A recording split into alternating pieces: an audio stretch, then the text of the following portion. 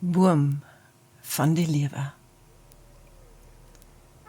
Soos in berg Kiepersol het jy gestaan, as boom van die lewe in my bestaan.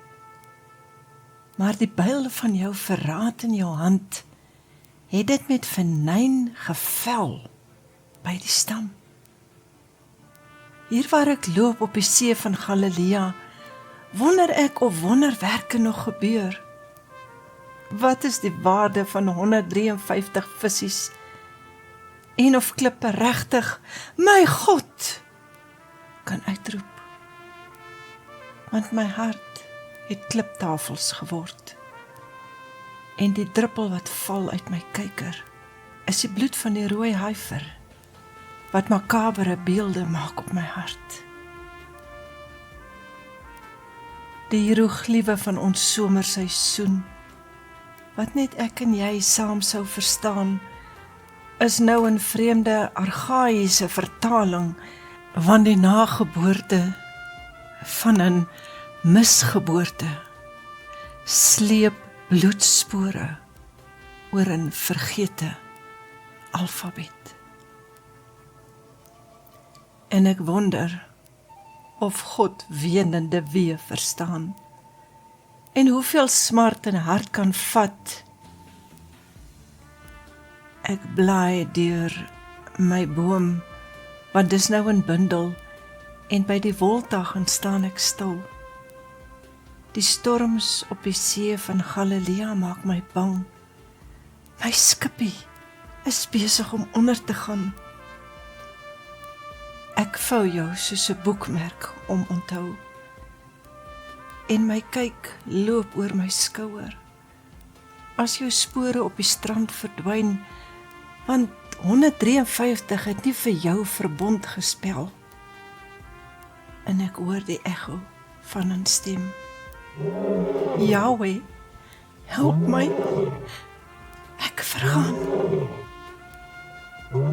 Alles nagswart om die beeld van jou, en vrede vul 'n gebroke lijklip hart. Golwe breek oor die nietigheid van onthou, jou,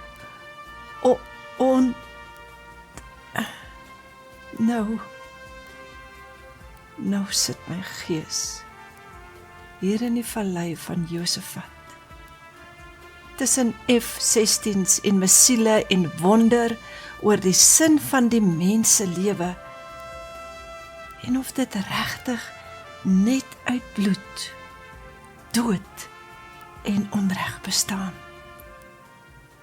En op die Olyfberg word die grootste boom gevel.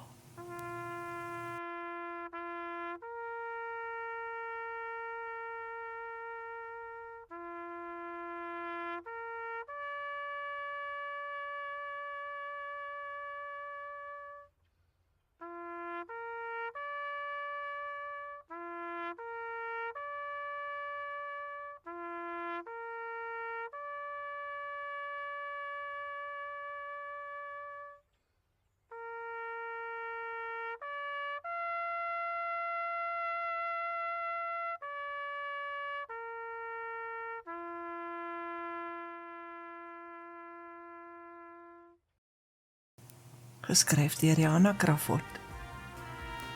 Vallei van Josafat is die vallei van besluitneming waar Yeshua in oordeel gaan met die nasies.